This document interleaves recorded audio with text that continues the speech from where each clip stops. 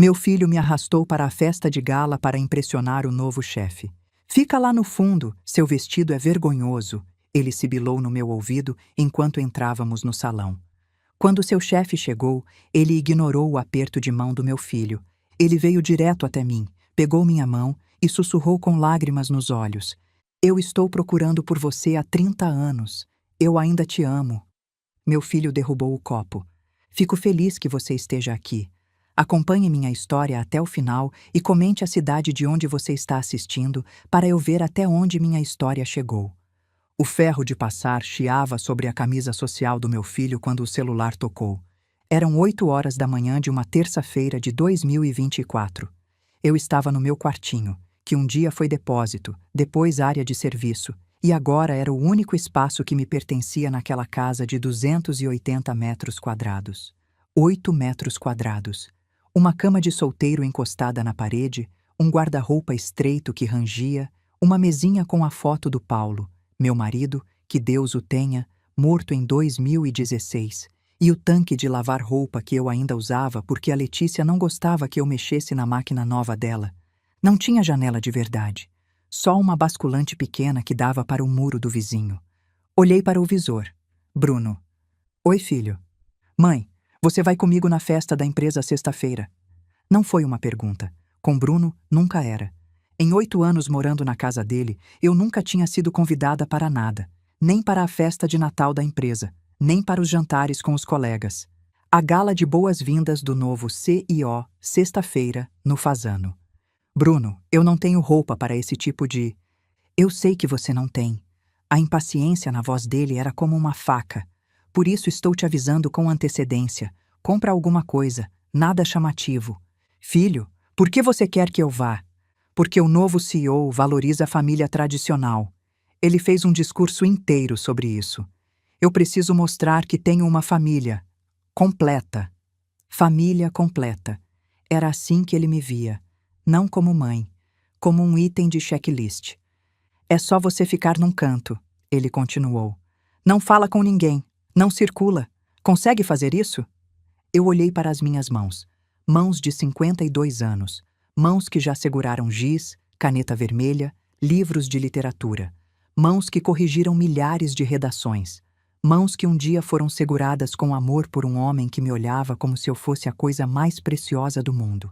Agora eram mãos calejadas de lavar louça, esfregar chão, passar roupa. Tá bom, filho, eu vou. Ele desligou sem dizer obrigado. Naquela noite, eu estava terminando de servir o jantar quando Bruno chegou. A casa cheirava a frango assado com batatas. Passei a tarde inteira na cozinha. Letícia não ia agradecer, mas ficou perfeito. Bruno entrou tirando a gravata. Letícia já estava sentada à mesa, mexendo no celular. Eu estava colocando a travessa na mesa quando Bruno jogou 3 notas de R$ 100 na toalha bordada. Compra um vestido decente, nada de brechó dessa vez. R$ 300. Era mais do que a mesada mensal que ele me dava. R$ 800 por mês para todas as minhas necessidades. A minha aposentadoria caía numa conta que ele administrava. Eu nunca via a cor daquele dinheiro. Letícia ergueu os olhos do celular. Sogra, tenta algo que disfarce. Você sabe. Ela fez um gesto vago apontando para o meu corpo inteiro. A idade. Algo com mangas. Braço de idosa é muito... flácido. Eu apertei a travessa com força. O calor queimava minhas mãos, mas eu não soltei. Bruno já estava comendo. Ele não tinha esperado eu me sentar. Aliás, eu não sentava mais à mesa com eles. Eu servia e comia na cozinha depois. Às sobras. De pé. A senhora pode ir, Letícia disse. A gente se serve se precisar de mais alguma coisa. Eu peguei as R$ 300 e fui para a cozinha. Enquanto lavava a louça, uma memória me invadiu sem pedir licença. Eu tinha 22 anos. Estava numa lanchonete perto da USP, morrendo de fome, mas fingindo que não porque não tinha dinheiro. E um homem sentou na minha frente e disse: Eu não perguntei se você pode pagar. Perguntei se você está com fome. Henrique. Fazia 30 anos que eu não me permitia pensar naquele nome. Mas ali, na cozinha do meu filho, com R$ 300 amassados na mão molhada de detergente, eu pensei. E senti o peso de tudo que tinha perdido. Na quarta-feira, eu tive a tarde livre. Peguei o ônibus para o centro. O dinheiro estava no sutiã e eu tinha um nó no estômago. Não comprava roupa nova para mim há mais de 2 anos. A rua José Paulino estava lotada. Entrei numa loja de departamento. Uma vendedora me olhou de cima a baixo, a blusa desbotada, a calça que eu tinha há 7 anos, e decidiu que eu não valia o esforço. Entrei em outra loja. Posso ajudar, senhora? Eu estou procurando um vestido para uma festa. Algo até R$ 300. O sorriso dela murchou. 300? Aqui nossos vestidos de festa começam em 800. Foi quando eu vi a plaquinha numa travessa estreita. Brechó da Dona Márcia. Roupas de qualidade. Preços justos. Bruno tinha dito nada de brechó. Mas Bruno também tinha me dado R$ 300 para comprar um vestido de gala. O brechó era pequeno, cheio de araras com roupas de todos os tipos. Uma senhora de uns 70 anos apareceu. Posso ajudar? Eu estou procurando um vestido para uma festa, mas eu só tenho R$ 300. Ela não fez cara feia. Vem comigo, eu tenho algumas peças que chegaram semana passada. E ali, entre vestidos floridos, eu vi. Azul marinho. Tecido de boa qualidade. Mangas 3/4. Comprimento até abaixo do joelho. Discreto, elegante, atemporal. A etiqueta original era de R$ 1.200. Eu estou vendendo por 89. No provador, eu vesti o vestido, e por um momento não me reconheci. A mulher no espelho era uma mulher. Uma mulher que um dia foi bonita, que um dia foi amada. Minha mão foi até o medalhão de prata que eu usava escondido sob a blusa. O medalhão que guardava uma foto minúscula, desbotada, de um tempo em que eu era feliz. Você é a mulher mais linda que eu já vi. A voz de Henrique ecoou na minha memória. Paguei os R$ 89. Sobraram 211. Guardei. Saí do brechó com uma sensação estranha no peito. Algo que eu não conseguia identificar. Esperança. Uma fagulha minúscula, quase morta, mas ainda ali. Sexta-feira chegou. Às 6h30, eu já estava pronta. O vestido azul marinho. Os sapatos menos gastos que eu tinha. O medalhão de prata escondido sob o tecido. Quando saí do quartinho, Bruno e Letícia estavam na sala. Ele usava um smoking alugado, R$ 800. Ela usava um vestido vermelho de 3.500, parcelado em 10 vezes. O rosto de Bruno se fechou. É isso que você vai usar? Quanto custou? R$ 89. Ele fechou os olhos. Meu Deus! Letícia veio até mim. Gente, não tem solução. Ela vai assim mesmo. Pelo menos não é chamativo. Vó! A voz de Pedrinho veio das escadas. Ele desceu correndo de pijama de dinossauro. Vó, você tá bonita! Meu coração se apertou. Pedrinho era o único naquela casa que me olhava com amor. Obrigada, meu amor. Pedrinho, volta pro quarto, Bruno disse. O menino subiu devagar, olhando para trás. Eu acenei até ele desaparecer. No carro, eu fui no banco de trás. Como sempre. Eles conversavam como se eu não estivesse ali. Se ele perguntar da sua mãe, Letícia perguntou. Eu digo que ela é viúva e mora comigo, que eu cuido dela, faz bem para a imagem. Que ele cuida de mim. Eu quase ri. O Hotel Fasano era tudo o que eu imaginava. Tapete vermelho, manobristas de uniforme, mulheres descendo de carros usando vestidos que brilhavam. E eu ali, com meu vestido de brechó.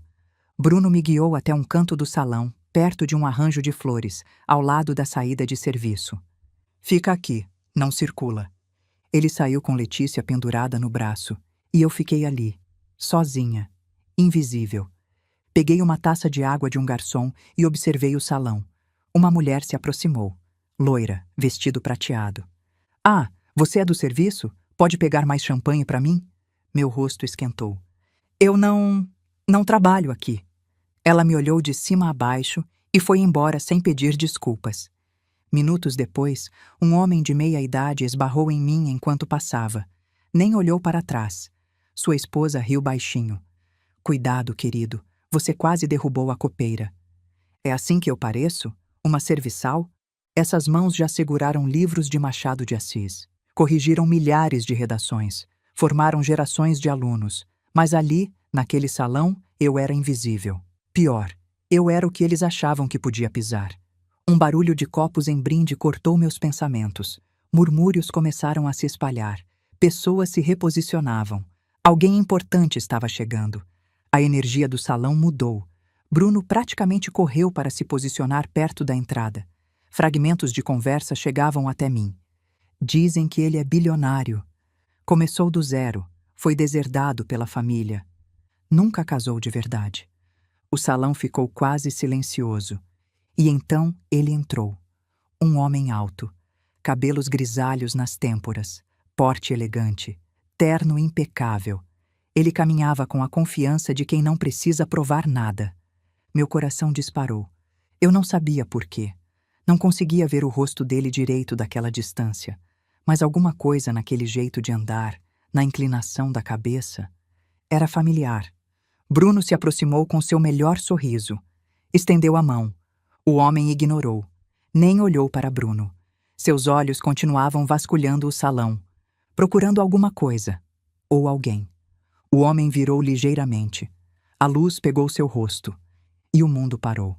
Eu conhecia aquele rosto. Conhecia aqueles olhos escuros e intensos. Conhecia aquele queixo anguloso. Eu tinha sonhado com aquele rosto durante 30 anos.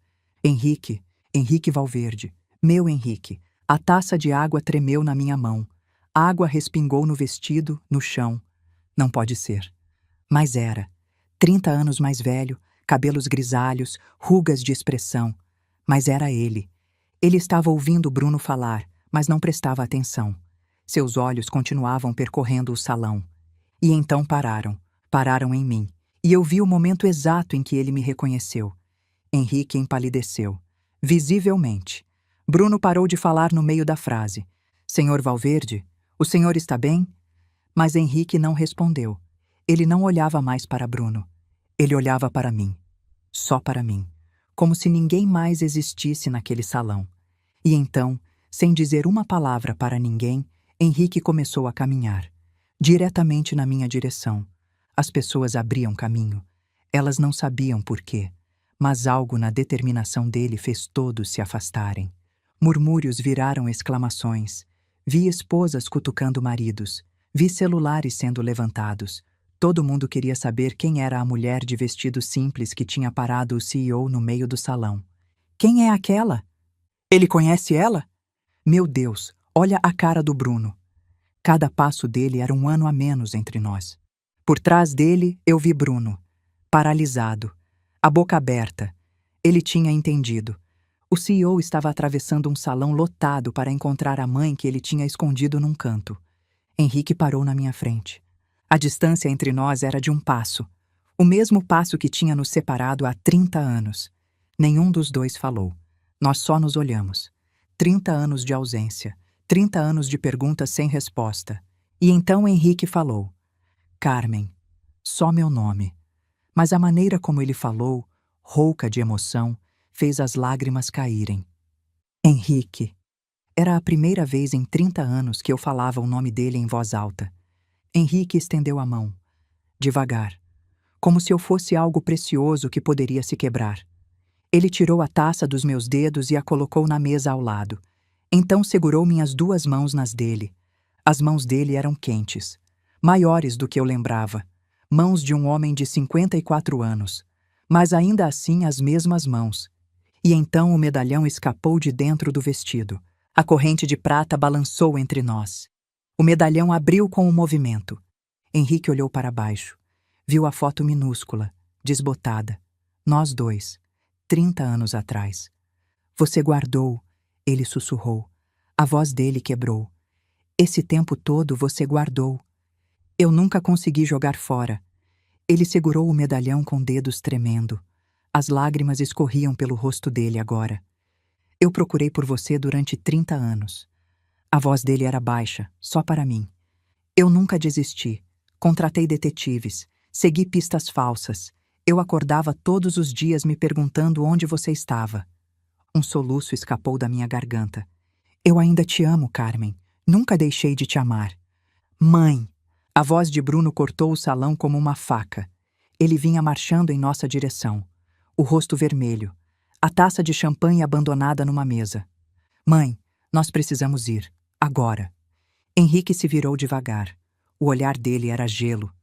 Ela não vai a lugar nenhum. Com todo o respeito, Sr. Valverde, isso é um assunto de família. Carmen é minha família, mais do que você jamais vai saber. Bruno agarrou meu braço, com força. Os dedos dele cravaram na minha pele. Mãe, vem comigo. Me solta, Bruno. Eu disse agora. E então Henrique deu um passo à frente. Tire a mão dela. A voz dele era baixa, controlada. Mas todo mundo no salão ouviu. O silêncio era absoluto. 200 pessoas assistiam. Bruno hesitou. Olhou ao redor. Viu os celulares gravando. Viu seu futuro profissional desmoronando em tempo real. Ele me soltou, mas o estrago estava feito. As marcas vermelhas no meu braço eram visíveis, e Henrique tinha visto tudo. Eu vou lembrar disso, Henrique disse para Bruno. Não era uma ameaça, era uma promessa. Ele se virou para mim. A voz ficou gentil de novo. Você não precisa explicar nada agora, mas eu preciso conversar com você, em particular, amanhã. Ele tirou um cartão do bolso do terno. Meu número pessoal, por favor, me liga. Promete? Eu peguei o cartão. Minhas mãos tremiam. Eu prometo. Henrique sorriu. O primeiro sorriso desde que tinha me visto. O mesmo sorriso de 30 anos atrás. Então ele levou minha mão aos lábios e beijou meus dedos. Bem devagar. Para todo mundo ver. Eu esperei 30 anos. Posso esperar mais um pouco. Ele voltou para o centro do salão, mas olhou para trás uma vez, e os olhos dele ainda brilhavam. Bruno ficou parado, humilhado, o rosto em chamas. A esposa dele olhava para o chão. Ninguém se aproximava dele. O CEO tinha acabado de defender publicamente a mãe que ele escondia num canto. A carreira de Bruno tinha acabado naquela festa. Ele só não sabia ainda. Vem comigo, agora. Bruno agarrou meu braço de novo, desta vez do lado que Henrique não podia ver, e me puxou em direção ao corredor dos banheiros. Ele me empurrou para um corredor vazio. O que diabos foi isso? A raiva dele era demais, desproporcional, e algo nos olhos dele me fez duvidar. Bruno, 30 anos? O bilionário que comanda minha empresa está apaixonado pela minha mãe e você nunca mencionou? Eu não sabia que ele era. Não sabia? Bruno riu amargo, mas o riso era forçado, nervoso demais. Você não sabia que seu ex-namorado era Henrique Valverde, o cara que é capa de revista? Ele não era assim quando eu conheci, era só um estudante. Bruno se aproximou, o rosto vermelho, mas eu percebi, ele não estava surpreso de verdade, estava com medo, o medo de quem esconde alguma coisa. Escuta bem, você não vai ligar para ele, vai jogar esse cartão fora, vai fingir que hoje não aconteceu. Bruno, você vai fazer o que eu mandei ou vai ver o que acontece. Ele apertou meu braço. Eu gemi de dor. Eu não vou perder tudo por causa de um namorico de faculdade. Letícia apareceu. Bruno, vamos embora. Você conversa com ela em casa. Ele me soltou. Nós vamos embora. Você vai ficar calada o caminho inteiro. Saiu. Letícia foi atrás. Eu fiquei encostada na parede, tremendo. Meu braço latejava. Ia ficar roxo. Olhei para o cartão de Henrique. Eu deveria jogar fora, mas guardei no sutiã. Quando chegamos em casa, Bruno foi direto para o quarto sem dizer uma palavra. Eu fui para o meu quartinho. Fechei a porta. Tranquei. O cartão de Henrique ainda estava no meu sutiã. Eu tirei e segurei com as duas mãos. Henrique Augusto Valverde. Fui até o fundo do guarda-roupa. Tirei a caixa de sapato velha que eu guardava escondida desde que tinha me mudado para cá. Lá estava. Tudo que eu tinha guardado por 30 anos. O anel de esmeralda, o anel que Henrique tinha me dado quando me pediu em casamento, o anel da bisavó dele, eu nunca tinha devolvido. Junto com o anel tinha uma foto, nós dois na formatura dele. Eu estava sorrindo, olhando para ele. Ele estava olhando para mim. Amor em cada pixel. E as cartas. As cartas que ele mandou depois que eu fui embora. Dezenas de cartas. Eu nunca tinha aberto nenhuma. Eu deslizei o anel no dedo. Ainda servia. Como se tivesse sido feito para mim. Eu tinha passado 30 anos achando que tinha feito a escolha certa, que tinha protegido ele. Mas e se eu estava errada? E se eu tinha desperdiçado minha vida por causa de uma ameaça de uma mulher que morreu há 10 anos? Henrique disse que ainda me ama. Eu sussurrei. Depois de tudo. Eu não sabia o que ia fazer. Mas pela primeira vez em 30 anos, eu estava pensando no futuro, em vez de só me lamentar pelo passado. Eu mal dormi naquela noite. Mas pela primeira vez em anos, foi porque eu estava pensando no futuro. Para vocês entenderem o que aconteceu naquela festa, para vocês entenderem por que eu fui embora há 30 anos, eu preciso voltar no tempo. Preciso contar a história do amor que eu perdi. Ou melhor, do amor que eu joguei fora. Era 1994, semana de provas finais. A biblioteca central da USP estava lotada. Eram 11 horas da noite e eu ocupava 3 cadeiras, uma para sentar, 2 para espalhar meus livros de literatura brasileira. Eu tinha 22 anos, cabelos castanhos presos num rabo de cavalo frouxo, olheiras profundas, roupas simples e gastas. Eu tinha 3 mudas para a semana inteira. Na minha frente, uma pilha de copos de café. O café mais barato que existia. A prova de literatura brasileira 2 era na manhã seguinte. Valia 40% da nota. Eu precisava tirar pelo menos 8 para manter a bolsa. A bolsa era tudo. Auxílio moradia, alimentação, transporte. Sem ela, eu voltava para Osasco. Eu trabalhava em 3 empregos, dormia 4 horas por noite, mandava metade de tudo que ganhava para ajudar meus pais. Você parece que precisa de comida de verdade. A voz veio de algum lugar acima da minha cabeça.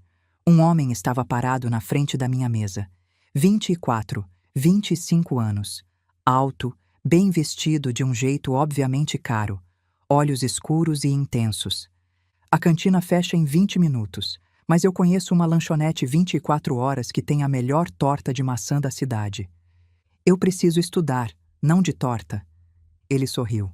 Não era o sorriso debochado dos garotos ricos. Era genuíno, quase tímido. Você está há quanto tempo aqui? Eu não sei por que respondi com honestidade.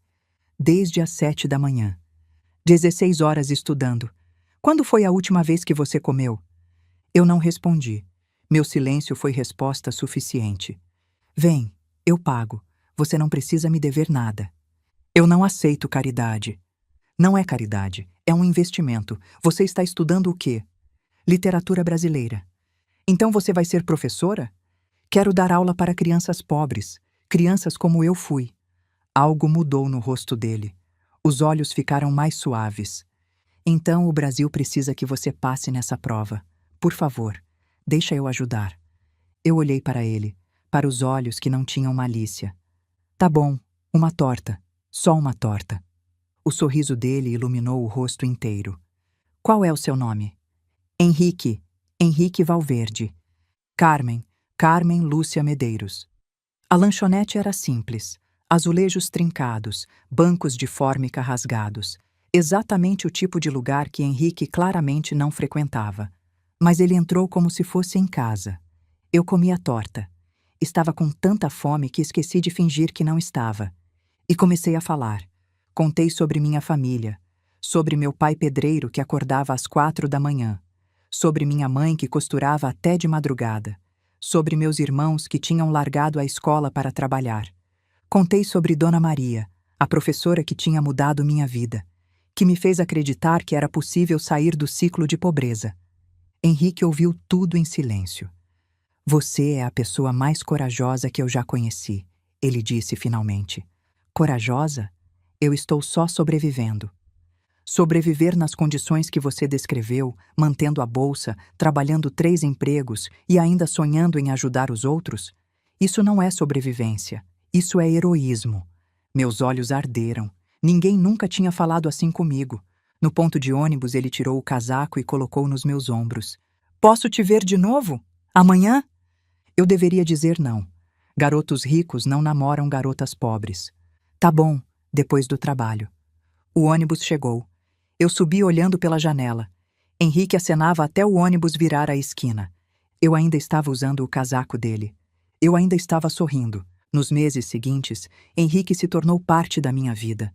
Ele estudava na mesma biblioteca que eu. Trazia lanches que sobraram em casa, café que tinha comprado sem querer a mais. Eu sabia que era mentira. Ele estava cuidando de mim do único jeito que eu permitia. 3 semanas depois, estávamos num banco do campus. O sol se punha, pintando o céu de laranja. E ele me beijou. Eu sei que você vai dizer que não pode dar certo, ele disse rapidamente. Que eu sou de uma família rica e você é de Osasco. Eu sei de todos os argumentos. E eu não me importo. Eu te quero, Carmen. Eu deveria ter sido sensata. Eu também te quero. Nos meses seguintes, vivemos uma vida dupla. Ele me levava para conhecer seu mundo. Festas em mansões, jantares em restaurantes caros.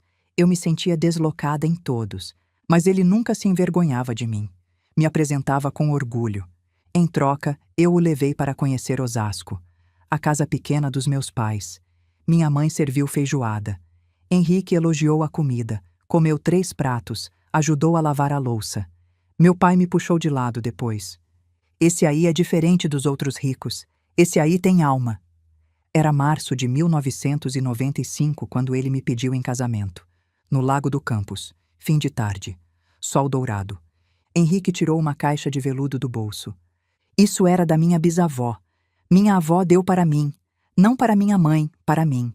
Ela disse que eu saberia para quem dar quando encontrasse a pessoa certa.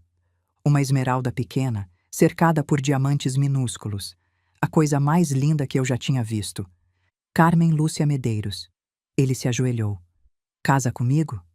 Sim, sim, sim. Ele colocou o anel no meu dedo. Cabia perfeitamente. Naquela noite ficamos horas planejando. Casamento depois da minha formatura. Cerimônia simples. Filhos, 2, 3, quantos viessem. Era perfeito. Eu não sabia que a 30 quilômetros dali, os pais de Henrique já sabiam. Que detetives investigavam. Que o noivado secreto não era mais segredo. E que em menos de um mês, tudo ia acabar. 2 semanas depois do noivado, eu descobri que estava grávida. 2 linhas no teste de farmácia. Eu fiquei sentada no chão do banheiro por 1 hora. 22 anos, noiva, grávida. Eu deveria contar para Henrique, mas algo me fez hesitar. Se a família dele já não me aceitava como noiva, como iam reagir a uma gravidez? Iam dizer que eu tinha feito de propósito, que era golpista. Decidi esperar alguns dias. 2 dias depois, recebi um telefonema. Senhorita Carmen, aqui é a assistente da senhora Eugênia Valverde. A senhora Valverde gostaria de conhecê-la. Amanhã, às 10 horas, Avenida Paulista. A mãe de Henrique, querendo me conhecer. Liguei para ele, animada. Sua mãe me chamou. Isso é inesperado. Carmen, minha mãe não é... fácil. Você quer que eu vá junto? Não. Se ela quer me conhecer sozinha, eu vou sozinha. O escritório era no 45º andar. Obras de arte nas paredes, móveis antigos, cheiro de perfume caro e poder. Dona Eugênia Valverde tinha 70 anos, mas poderia ter 60. Cabelos brancos impecáveis, tailleur Chanel, olhos frios. Sente-se. Não foi um pedido, foi uma ordem. Então você é a garota que prendeu meu filho. Senhora, eu não prendi ninguém. Henrique e eu nos amamos. Um sorriso frio. Amor, que palavra conveniente. Quanto dinheiro você espera ganhar quando se casar com meu filho? Eu não quero o dinheiro dele, eu quero ele. Ela se levantou. Caminhou até a janela. Deixe-me explicar como as coisas funcionam. Você é uma distração, um capricho de juventude. Ele me pediu em casamento, com o anel da bisavó. Um anel que pertence à minha família há 4 gerações. Um anel que você não merece usar. Ela se virou. Os olhos eram gelo. Eu investiguei você.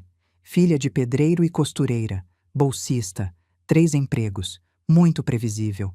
Garotas como você são todas iguais. Eu amo seu filho. O amaria se ele fosse pobre. Palavras bonitas. Eu vou ser direta. Você vai terminar com meu filho. Hoje. Não vou. Vai sim, porque se não terminar, eu vou destruir você.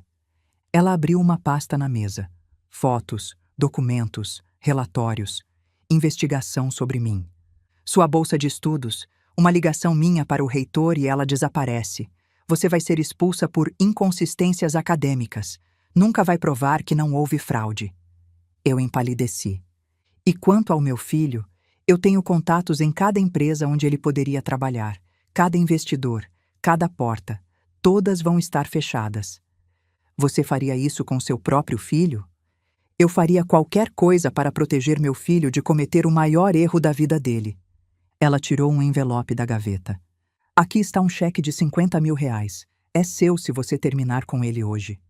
Eu olhei para o envelope. Eu não quero seu dinheiro. O dinheiro é uma oferta. As ameaças são reais. Ela fechou a pasta. Você tem 48 horas. Não elevador. Eu finalmente me permiti chorar. Coloquei a mão na barriga onde uma vida crescia. Se ela soubesse da gravidez, seria pior. E eu não sabia o que fazer. Passei a noite em claro. Se eu ficasse com Henrique, Dona Eugênia ia destruir minha bolsa. Ele seria deserdado. Todas as portas se fechariam. E o bebê nasceria no meio dessa guerra. Se eu fosse embora, Henrique ficaria devastado. Mas superaria. Encontraria alguém do mundo dele. Alguém que a família aprovasse. E o bebê ainda teria uma mãe. Uma mãe pobre, sozinha. Mas uma mãe. Às 3 da manhã, eu tomei a decisão. Eu ia terminar. Ia protegê-lo de ter que escolher. Carregar esse peso sozinha. Era a decisão mais dolorosa da minha vida. Era a decisão que eu ia me arrepender para sempre. Domingo, 3 da tarde. Nosso café favorito. Henrique já estava lá. Levantou para me abraçar. Eu não deixei. Carmen, o que foi? Meu coração estava dilacerado. Henrique, eu pensei muito sobre nós. Eu não posso me casar com você. Silêncio absoluto. O quê?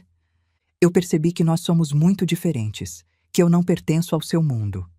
De onde isso está vindo? Na semana passada estávamos planejando nossa lua de mel. Eu acordei, vi a realidade. Ele se aproximou. Tentou segurar minhas mãos. Eu me afastei. Isso sempre foi verdade e nunca importou. Por que importa agora? Porque sua mãe me ameaçou. Porque eu estou grávida e aterrorizada. Simplesmente importa. Eu não te amo do jeito que você merece. A dor no rosto dele era insuportável. Você está mentindo. Olha nos meus olhos e diz que não me ama. Eu olhei e menti. Eu não te amo. A luz se apagou nos olhos dele. Eu tirei o anel de esmeralda. Coloquei na mesa. Isso pertence à sua família. Eu não quero de volta. É seu. Ele foi embora. Não olhou para trás. Eu fiquei ali, sozinha, chorando. Por muito tempo olhei para o anel. Deveria deixar ali. Mas era a única coisa que eu tinha dele. Eu peguei, guardei no bolso. E fui embora também. 3 semanas depois, eu perdi o bebê. Estava no trabalho quando senti a primeira cólica. Forte. Diferente de qualquer coisa que eu já tinha sentido. Fui ao banheiro. Havia sangue. Muito sangue. O caminho até o hospital público levou 1 hora. 3 ônibus, segurando a barriga, rezando. Na sala de espera lotada, eu esperei 2 horas, sangrando, chorando, sozinha. Sinto muito, a médica disse. Você está tendo um aborto espontâneo. Eles me deixaram numa maca no corredor. Eu perdi meu bebê num hospital público lotado, cercada de estranhos, sem ninguém para segurar minha mão. Tinha perdido Henrique, agora tinha perdido nosso bebê. Não sobrou nada.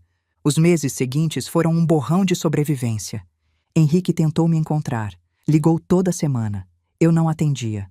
Apareceu no meu trabalho. Eu me escondi. Mandou cartas. Dezenas. Eu nunca abri nenhuma. Aos poucos, as ligações diminuíram. Ele desapareceu. O que eu não sabia, seu pai o tinha mandado para um MBA no exterior. Me formei em dezembro. Consegui emprego como professora numa escola pública de periferia. Exatamente o que tinha sonhado. Mas o sonho não tinha mais cor. Conheci Paulo 6 meses depois. Eu estava saindo da escola, chovendo. Um ônibus parou no ponto mesmo não sendo ponto oficial. Moça, entra antes de pegar pneumonia. O motorista tinha 37 anos. Rosto honesto, sorriso fácil. Paulo era o oposto de Henrique. Simples, prático, do meu mundo, seguro. Não havia fogo, não havia paixão, mas havia paz. Depois de meses de dor, paz parecia suficiente. Em abril de 1997, eu me casei com Paulo. A proposta não foi romântica. Estávamos jantando na casa dos meus pais. Carmen, você quer casar comigo? Não tinha anel, não tinha discurso. Eu olhei para ele. Vi um futuro sem riscos, sem a possibilidade de perder tudo de novo. Quero. O casamento foi no cartório, sem festa, sem lua de mel. Na caixa de sapato, junto com o anel de esmeralda, eu coloquei as cartas de Henrique que nunca abri. E prometi a mim mesma que nunca mais ia olhar para aqueles objetos. Era hora de seguir em frente. Era hora de esquecer. Eu não sabia que algumas coisas não podem ser esquecidas, que alguns amores não morrem, que 30 anos depois, tudo ia voltar. Eu casei com Paulo achando que estava escolhendo segurança. Ele me amava do jeito dele, me respeitava, me via. Mas a prisão que veio depois, essa foi construída pelo meu próprio filho. E agora, vocês conhecem a história completa. Sabem por que eu deixei Henrique. Sabem o que eu perdi. Mas a história não acabou ali. Na verdade, ela estava apenas começando. Eu acordei às 5:30 da manhã, como sempre. Por um momento, deitada no escuro do quartinho, eu pensei que tinha sido um sonho. A festa. Henrique. O reencontro. Mas então olhei para minha mão. O anel de esmeralda ainda estava no meu dedo. Eu tinha adormecido com ele. Não foi um sonho. Olhei para meu braço. O roxo já estava escuro, da cor de berinjela. As marcas dos dedos de Bruno visíveis na minha pele. Tirei o anel devagar e guardei de volta na caixa de sapato. Vesti a roupa de sempre, calça velha, blusa desbotada. A roupa de quem é invisível. O cartão de Henrique foi para o bolso da calça. Fui para a cozinha no piloto automático. Liguei a cafeteira. Coloquei a mesa do café. Mas dessa vez, quando terminei, eu não fui buscar o jornal. Eu sentei. Sentei à mesa da cozinha onde eu nunca sentava. Peguei uma xícara de café. O café bom, que era só para Bruno e Letícia. E bebi. Henrique me procurou por 30 anos. Enquanto eu estava casada com Paulo, criando Bruno, sobrevivendo, Henrique estava me procurando. Mãe? A voz de Bruno me fez pular. Ele estava parado na entrada da cozinha, de pijama, olhando para mim com uma expressão que eu não conseguia decifrar. Você está sentada, ele disse. Estou. Você nunca senta aqui. Pois é, hoje eu sentei. Ele me olhou por um longo momento, então sentou na minha frente. Você ligou para ele? Ainda não. Bom, não vai ligar. Eu não respondi. Mãe, vamos conversar como adultos. Aquele homem comanda minha carreira, meu futuro. Ontem ele declarou amor para você na frente de 200 pessoas. Você entende a posição em que isso me coloca? Entendo. Então você entende que não pode ter contato com ele. Por quê? A pergunta pareceu surpreendê-lo. Porque vai parecer que você está usando sua conexão com ele para me beneficiar. Ou pior, que eu estou usando minha mãe para chegar no chefe. E isso te preocupa mais do que o fato de que um homem me procurou por 30 anos? Bruno colocou a xícara na mesa com força. Eu não quero saber da sua história de amor, mãe. Quero saber se você vai arruinar minha carreira. Eu olhei para o meu filho.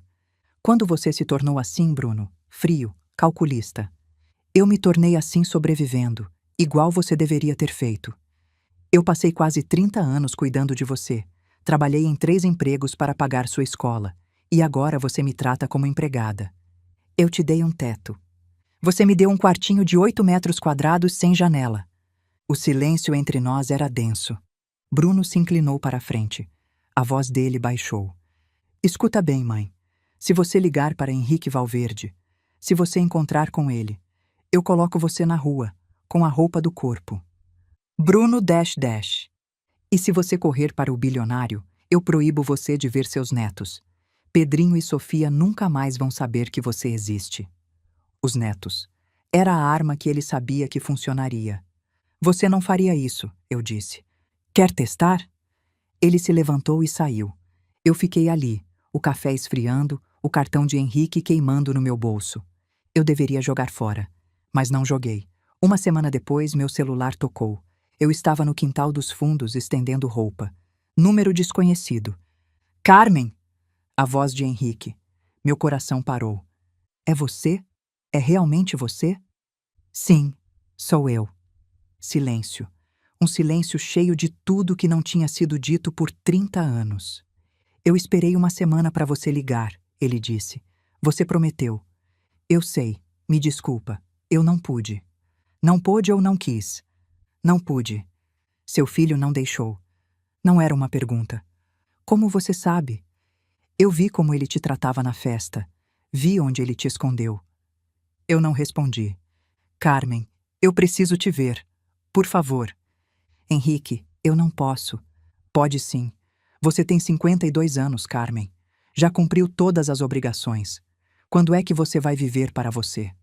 As palavras me atingiram como um soco. Quando é que eu ia viver para mim? Nunca. A resposta era nunca. Amanhã, ele continuou. 15 horas. Café botânico nos jardins. A gente pode conversar sem interrupções. Henrique, se Bruno descobrir, você não precisa contar para ele. Só uma conversa. Depois de 30 anos, a gente merece uma conversa. Tá bom. Amanhã, 15 horas. O alívio na voz dele era palpável. Obrigado, Carmen. Eu desliguei. Minhas mãos tremiam.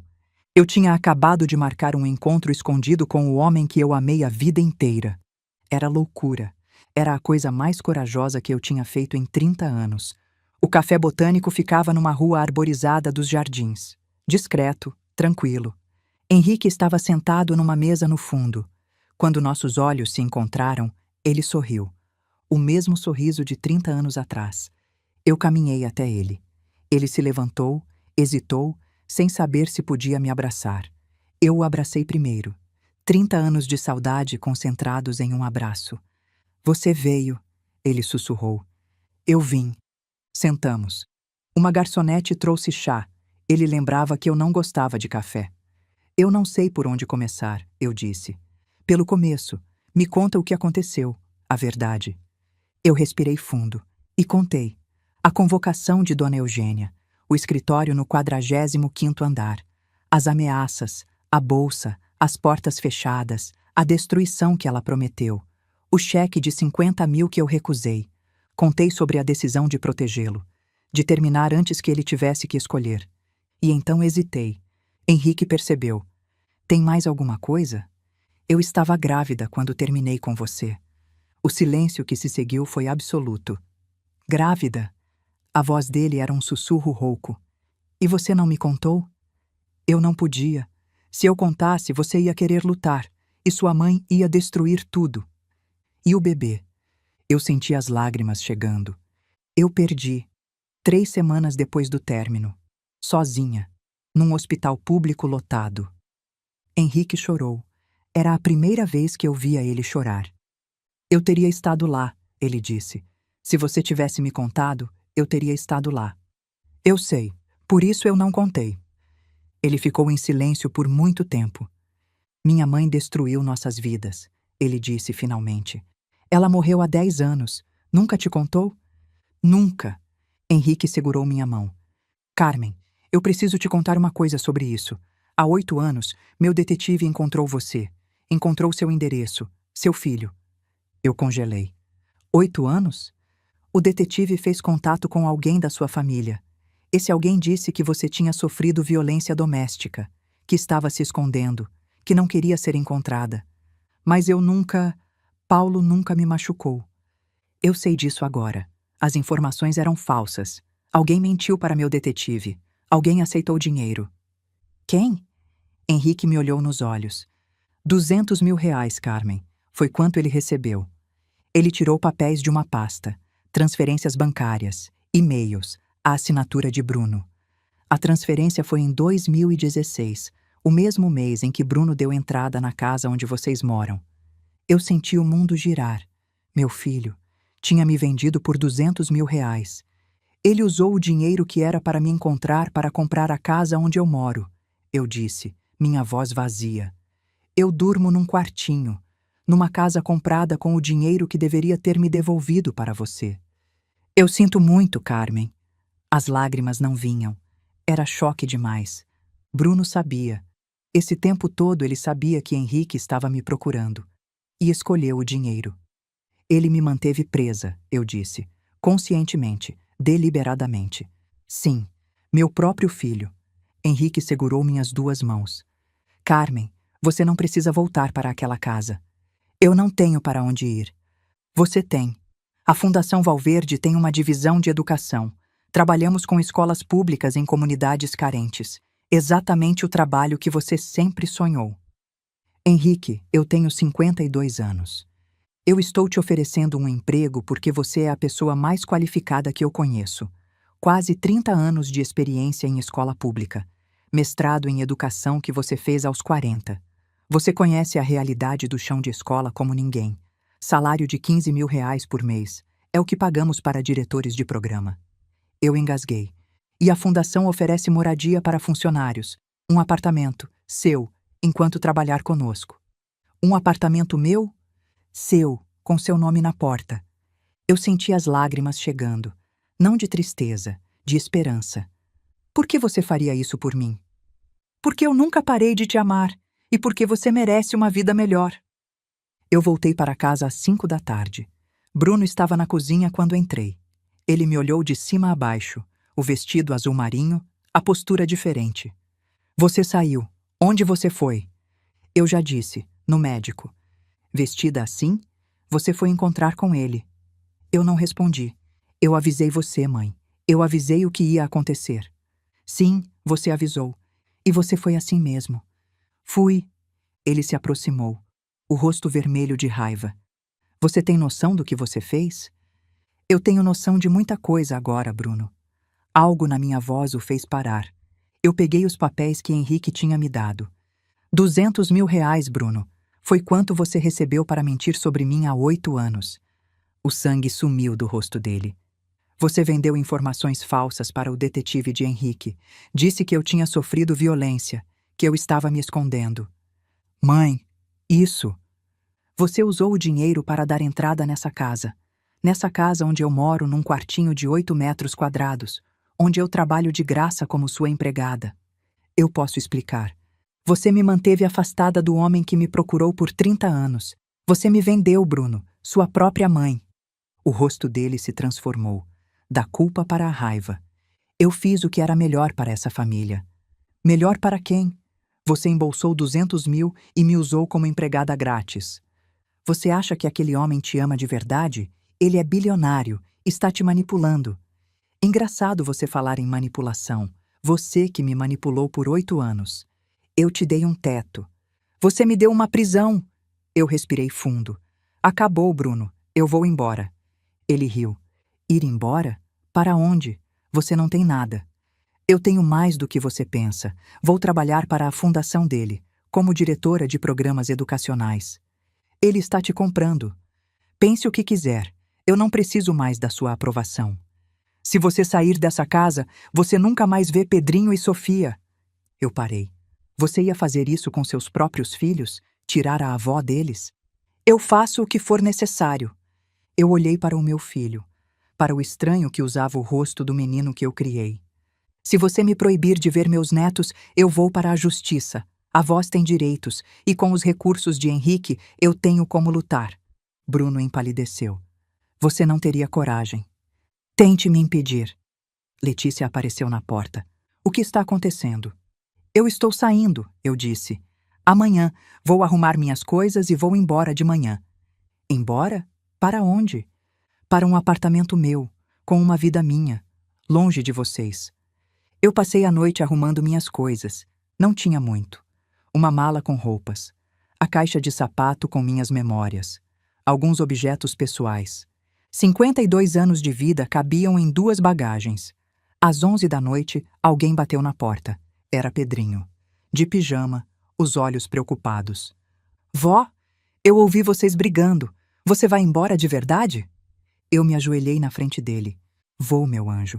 A avó vai morar em outro lugar. Por quê? Porque a avó precisa de um lugar só dela. Um lugar onde ela possa ser feliz. Você não é feliz aqui? Os olhos dele me olhavam com uma pureza que quase me fez chorar. Não, meu amor. A avó não é feliz aqui há muito tempo. É culpa minha? Não. Eu o abracei forte. Nunca é sua culpa. Você é a melhor coisa dessa casa. Eu ainda vou poder te ver? Eu vou fazer de tudo para você me visitar. Eu prometo. Ele me abraçou de volta. Eu te amo, vó. Eu também te amo, meu anjo. Mais do que tudo. Depois que Pedrinho voltou para o quarto, eu terminei de arrumar. Sentei na cama pela última vez. Olhei ao redor do quartinho onde tinha dormido por 8 anos. Amanhã, quando o sol nascesse, eu ia sair pela porta da frente e nunca mais voltar. Mandei uma mensagem para Henrique. Estou pronta. Amanhã, às 8 horas. A resposta veio em segundos. Eu vou mandar um carro. Você é a mulher mais corajosa que eu conheço. Eu sorri. Pela primeira vez em muito tempo, um sorriso de verdade. Naquela noite, eu tomei a decisão mais difícil da minha vida. Não foi deixar Bruno. Isso deveria ter acontecido há anos. Foi aceitar que eu merecia mais, que eu tinha direito de ser feliz. Eu tinha 52 anos. A maioria das pessoas já tinha desistido. Mas eu não. Eu estava apenas começando. Eu acordei às 5:30 da manhã. Mas dessa vez foi diferente. Dessa vez, eu acordei sabendo que era a última vez que abria os olhos naquele quartinho sem janela. Tomei banho. Vesti o vestido azul marinho. Arrumei as malas uma última vez. Às 8 em ponto, meu celular tocou. Dona Carmen, estou na frente da casa. Já estou descendo. Peguei as malas. Abri a porta do quartinho. Olhei para trás uma última vez. 8 anos. 8 anos da minha vida naquele espaço de 8 metros quadrados. Nunca mais.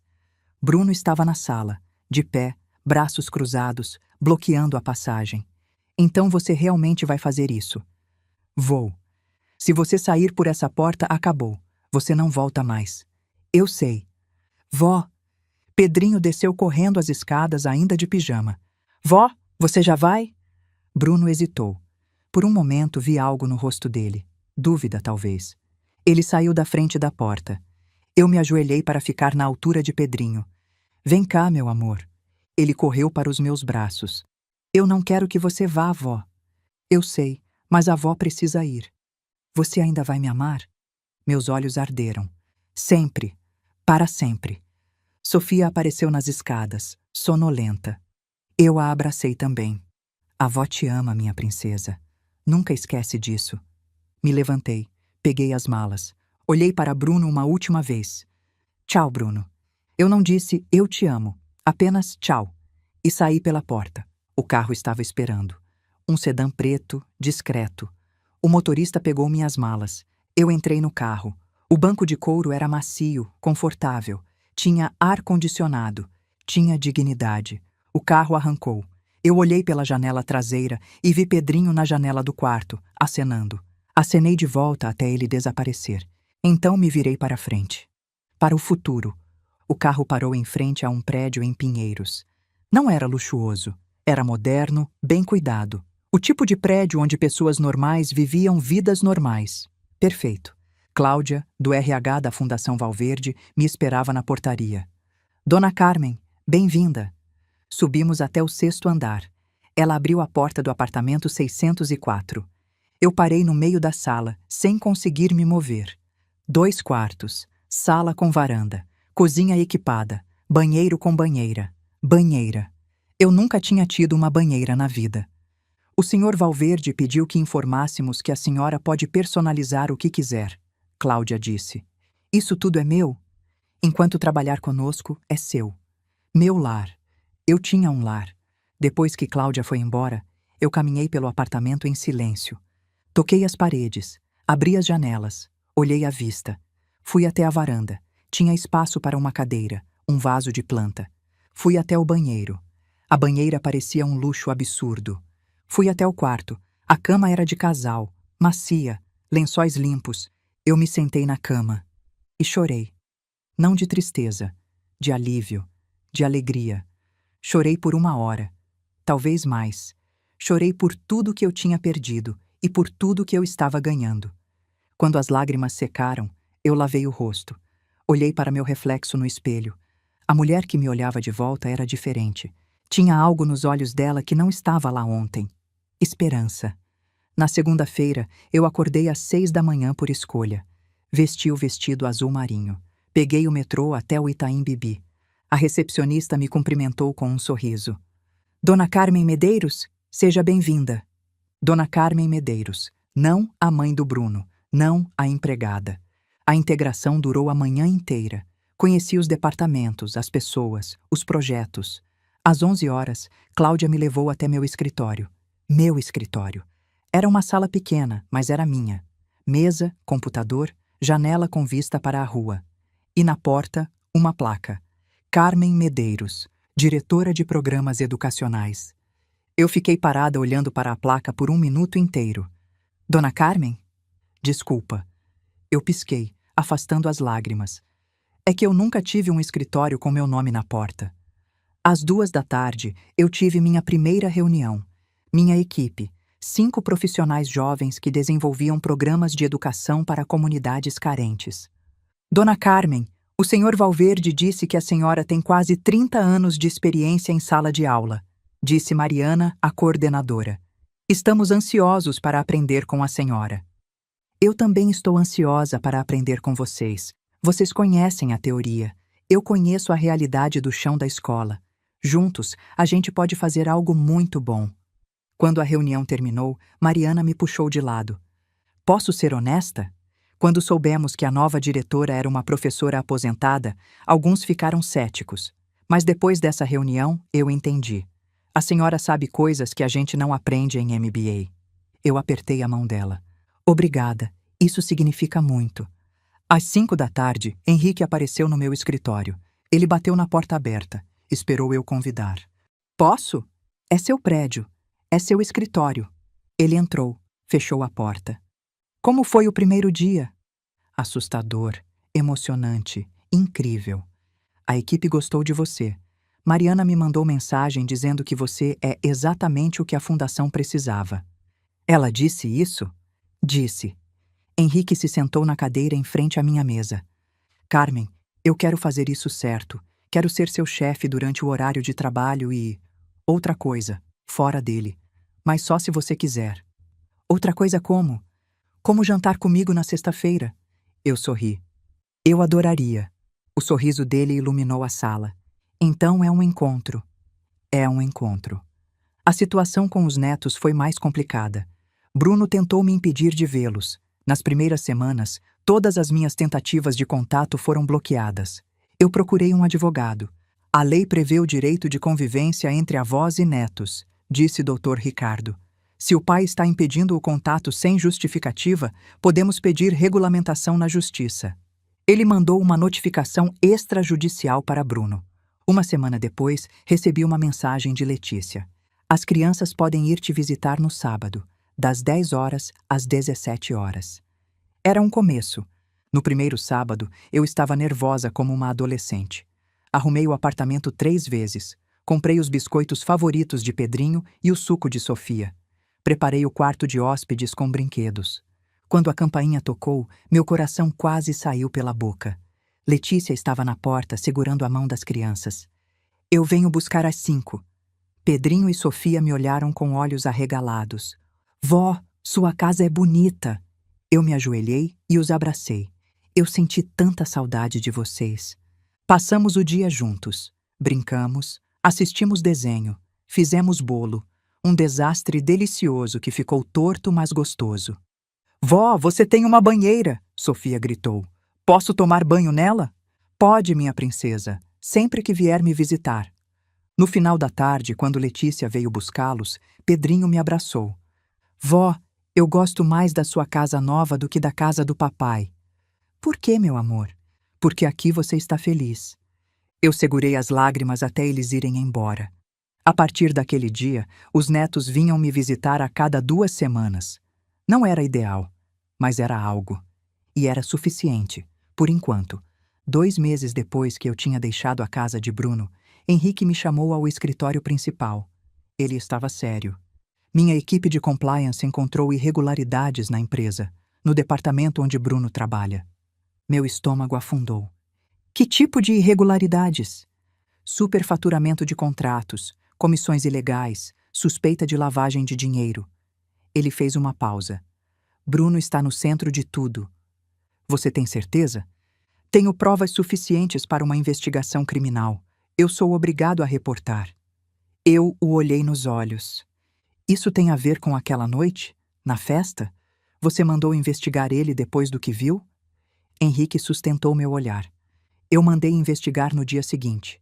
Um homem que trata a própria mãe daquele jeito, na frente de 200 pessoas, é capaz de qualquer coisa. Eu estava certo. Ele vai ser preso? Possivelmente. Eu fiquei em silêncio por muito tempo. Meu filho, o menino que eu criei, o homem que me traiu. Você está me perguntando o que fazer? Não, a decisão já está tomada. Eu tenho obrigação legal, mas eu queria que você soubesse antes. Você quer que eu tente protegê-lo? Eu pensei. 200.000 reais. 8 anos de humilhação. A ameaça de tirar meus netos. Não, faça o que a lei manda. Bruno fez as escolhas dele. 2 meses depois, Bruno foi preso. Eu soube pela televisão, a foto dele sendo levado algemado. Meu celular tocou. Letícia. Dona Carmen, eles prenderam Bruno. Você sabia? Letícia, o que Bruno fez não foi minha escolha. Ele roubou. Ele vai pagar por isso. Você é mãe dele. Sim, e ser mãe não significa proteger um filho das consequências das próprias ações. Ela desligou na minha cara. Bruno ficou preso 6 meses. Perdeu tudo: o emprego, a reputação, o casamento. Letícia pediu divórcio. Quando ele saiu, estava morando num apartamento pequeno, trabalhando numa empresa modesta. Mas antes de sair, quando ainda estava preso, eu decidi visitá-lo. Não por obrigação, por fechamento. A sala de visitas era simples, mesa de metal, cadeiras desconfortáveis. Bruno estava diferente, mais magro, a arrogância tinha desaparecido. Você veio, ele disse. Vim. Eu não esperava. Eu também não. Silêncio. Eu sinto muito, ele disse finalmente. Por tudo, pelo dinheiro, por como te tratei. Eu sei. Eu não sei como me tornei assim. Eu olhei para ele, para o estranho que tinha se tornado, para o menino que ele um dia foi. Bruno, eu vim te dizer uma coisa. Eu te perdoo.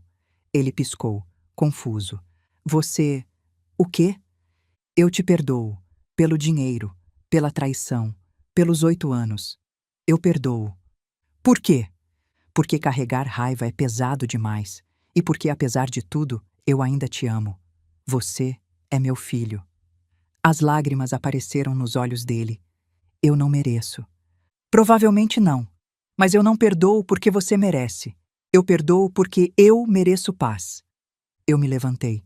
Quando você sair, se quiser conversar, eu vou estar disponível. Mas a escolha é sua. Mãe? Sim? Eu realmente sinto muito. Eu sei, filho. Eu sei. Saí da prisão e respirei o ar de liberdade. A liberdade de ter feito as pazes com meu passado. Meses atrás, eu estava dormindo num quartinho de 8 metros quadrados. Agora eu tinha um apartamento meu, um trabalho que me realizava, um homem que me amava, netos que me visitavam. Aos 53 anos, eu finalmente estava vivendo. E o melhor ainda estava por vir. Minha vida era irreconhecível. O programa de educação que eu desenvolvi na fundação tinha sido expandido para 50 escolas em São Paulo. Não foi fácil. Foram meses de reuniões, treinamentos, ajustes. Mas os resultados vieram. Queda de 31% na evasão escolar. O Ministério da Educação entrou em contato querendo conhecer a metodologia. Com Henrique, estávamos mais fortes do que nunca. Jantares toda semana, caminhadas nos fins de semana, conversas que duravam horas. Num domingo à noite, depois de um jantar na casa dele, Henrique me pediu em casamento. Carmen, eu te amo. Eu te amei por 30 anos e vou te amar por mais 30. Casa comigo? Dessa vez eu disse sim. Ele colocou o anel de esmeralda no meu dedo, o mesmo anel que eu tinha guardado por 30 anos. Dessa vez, ele disse, ninguém vai nos separar. Dessa vez, eu não vou deixar ninguém nos separar. O casamento foi em Campos do Jordão, uma capela pequena, no alto de uma montanha, vista para o vale inteiro. 38 convidados, só as pessoas que realmente importavam. Eu caminhei pelo corredor sozinha. Não tinha pai para me levar. Eu caminhei sozinha porque era assim que eu tinha chegado até ali. Sozinha, mas não solitária. Forte, não frágil. Na primeira fila, Dona Zilda, minha vizinha de infância. 82 anos. Ela tinha vindo de Osasco para me ver casar. Antes da cerimônia, ela segurou minha mão e disse: sua mãe sempre soube, Carminha. Ela me disse antes de morrer. Minha filha escondeu um amor grande demais. Um dia ele volta. E voltou. Ao lado dela, Pedrinho e Sofia. de terno e vestido rosa, radiantes. Eu cheguei ao altar. Henrique estendeu a mão. Eu segurei. O padre começou a cerimônia. E então chegou a hora dos votos. Henrique foi primeiro. Carmen, eu te conheci há 30 anos. Você estava estudando numa biblioteca, concentrada, e eu soube naquele momento que tinha encontrado a pessoa certa. A voz dele falhou. Eu te perdi por 30 anos. Gastei mais de 3 milhões te procurando. Detetives, viagens, anúncios, pistas falsas. Teve um ano em que eu achava que estava a 2 quarteirões de você. E era golpe. Cada quase me custava dinheiro e me custava sono. Mas eu preferia ficar pobre do que desistir. E faria tudo de novo, porque cada centavo valeu a pena para chegar até esse momento. Ele segurou minhas mãos. Eu prometo te amar todos os dias. Prometo que você nunca mais vai se sentir invisível. Nunca mais sozinha. Nunca mais. Era minha vez. Henrique, quando eu tinha 22 anos, eu te amava tanto que doía. Amava tanto que quando me mandaram escolher entre você e sua destruição, eu escolhi te perder para te salvar. As lágrimas escorriam. Eu passei 30 anos me escondendo. Me convenci de que não merecia amor. Mas você me encontrou e me mostrou que eu estava errada. Eu segurei o rosto dele. Eu prometo te amar com toda a intensidade que guardei por 3 décadas. Prometo não me esconder mais. Prometo aceitar ser amada. O padre continuou. Eu os declaro marido e mulher. Henrique me beijou.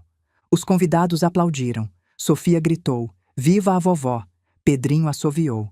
E eu, Carmen Lúcia Medeiros Valverde, aos 53 anos, finalmente me tornei a mulher que sempre deveria ter sido. Algumas semanas se passaram desde o casamento. Eu tenho 53 anos, cabelos grisalhos que eu parei de pintar, algumas rugas, mas os olhos estão vivos de novo. O programa de educação que eu criei na fundação já está em 80 escolas de São Paulo. Não expandimos por impulso. Começamos com piloto em 5 escolas, medimos turma por turma, corrigimos o que não funcionava. Só então escalamos. A cada nova escola, eu repetia o mesmo ritual: diagnóstico, treinamento, acompanhamento.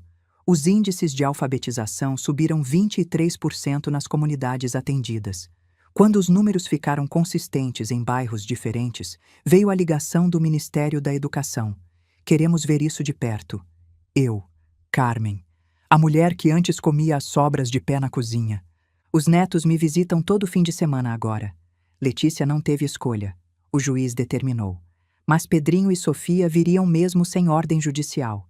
Eles amam o apartamento da avó. No último domingo, Pedrinho me abraçou antes de ir embora e disse: Vó, quando eu crescer, posso morar com você e o vô Henrique? Eu ri e chorei ao mesmo tempo. Bruno saiu da prisão há algumas semanas. Cumpriu a pena em regime semiaberto.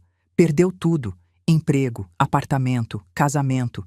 Está morando num kitnet no Tatuapé, trabalhando como auxiliar administrativo. Ele viu as fotos do meu casamento pelo Instagram dos filhos. Não comentou nada. Mas Pedrinho me contou depois. Pai ficou quieto o dia inteiro, vó. Acho que ele ficou triste. Eu não senti prazer com isso. Só paz. A paz de quem não precisa mais de vingança porque já tem justiça. Na semana passada, Bruno me ligou. Primeira vez desde que saiu. Mãe, eu posso te visitar? Eu hesitei, mas disse sim. Ele veio. Sentou no sofá do meu apartamento, o apartamento que eu conquistei sozinha, e chorou. Eu destruí tudo, ele disse. Você, a Letícia, as crianças, tudo. Sim, destruiu. Você me odeia? Eu olhei para ele, para o menino que eu carreguei no colo, para o homem que me traiu. Não, Bruno, eu não te odeio. Eu só não preciso mais de você. Ele foi embora sem pedir nada. Talvez seja o começo de alguma coisa. Talvez não. Eu não estou mais esperando. Agora são 6 horas da tarde. Henrique e eu estamos na varanda do nosso apartamento, olhando o sol se pôr sobre São Paulo. É nosso ritual. Toda tarde, às 6, não importa o que esteja acontecendo, a gente para, se olha, agradece. Henrique segura minha mão. No que você está pensando? Em como eu tenho sorte. Eu é que tenho sorte. Esperei 30 anos por esse pôr do sol. O sol toca o horizonte. laranja, dourado, vermelho. Eu penso na mulher que eu era antes, a mulher do quartinho, a mulher invisível, a mulher que tinha desistido. Essa mulher morreu. A mulher que existe agora é outra, esposa, avó, educadora. Uma mulher que aprendeu, aos 52 anos, que nunca é tarde demais para viver. Henrique? Sim? Obrigada, por não desistir, por me encontrar. Ele sorri, o mesmo sorriso da biblioteca da USP 30 anos atrás.